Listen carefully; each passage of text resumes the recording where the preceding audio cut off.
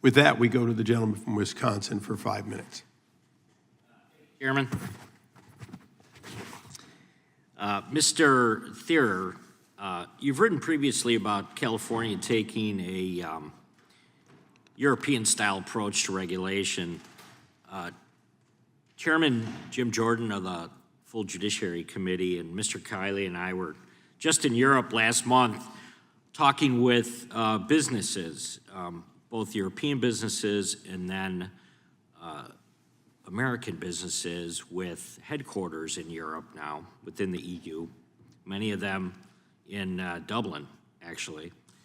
And what they told us was that this type of ex-ante regulation where anti-competitive practices are regulated before they exist, it typically undermines or overburdens companies before they can scale, and it kills kind of a lot of the small businesses before they're up and running.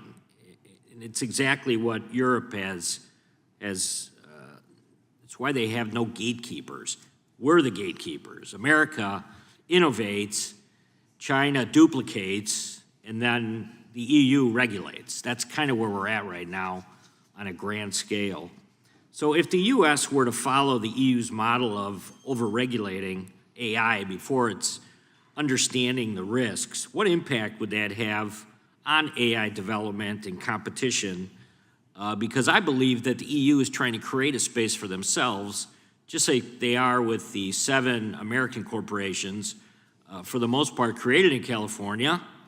There's one other one called ByteDance, you might have heard of it.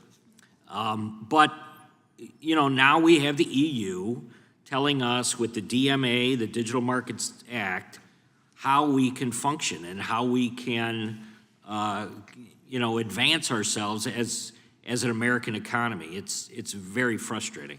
Yeah, you've got it exactly right, Congressman. Let's actually put some numbers on this.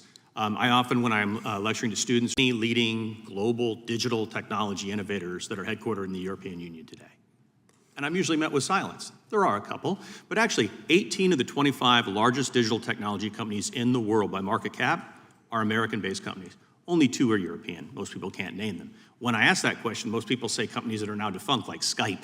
Right. And others. Innovation has died in the European Union. They've committed essentially continent-wide technological suicide with a regulatory model that is based on a sort of guilty until proven innocent mindset, where every single technology or innovation is somehow nefarious and must be bottled up and preemptively regulated. This is why, compared to the past, where the United States and Europe were very, very evenly situated in the early 90s, we went down 2 very different paths. And our path are more pro-innovation, pro-growth paths that really the Clinton-Gore administration unlocked with a Republican Congress in a bipartisan way. That yielded incredible benefits for our nation, which made us the global leader. The household names in digital technology in the European Union today are American companies. What is European Union exporting on the digital technology front? Red tape. That's about all I've got left. Mr. Fraser, what would be some of the appropriate regulations that states could do a good job on? And then how would we fold that into kind of at the federal level, having some oversight? What's your thoughts on that? Yeah, thank you very much for the question, Congressman. I think that dividing authority on the AI development versus AI use threshold is very important. If states want to regulate the use of AI, the application of AI in schools, for example, in healthcare situations, for example, those are instances in which states can truly run experiments because they are finite, they are within their own borders, and they're specific to their residents. But when we see states begin to enact proposals that are going to impact how AI models are trained and developed, that's necessarily going to bleed into other states, raising profound extraterritoriality concerns. So I think that a moratorium in Congress focusing on the difference between AI use and application versus AI development is a very helpful place to begin. What I would also encourage Congress to consider is the creation of a cause of action that allows non-state residents more means to contest the extraterritoriality of different state AI regulations, so that we're not just waiting for California to regulate and just hope no one challenges it, but empowering Americans to say AI is too essential to allow one big state to set the terms for the rest of us. Thank you for that answer.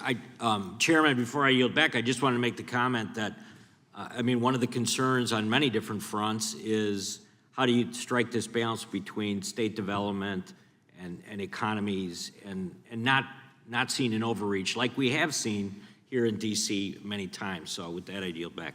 I think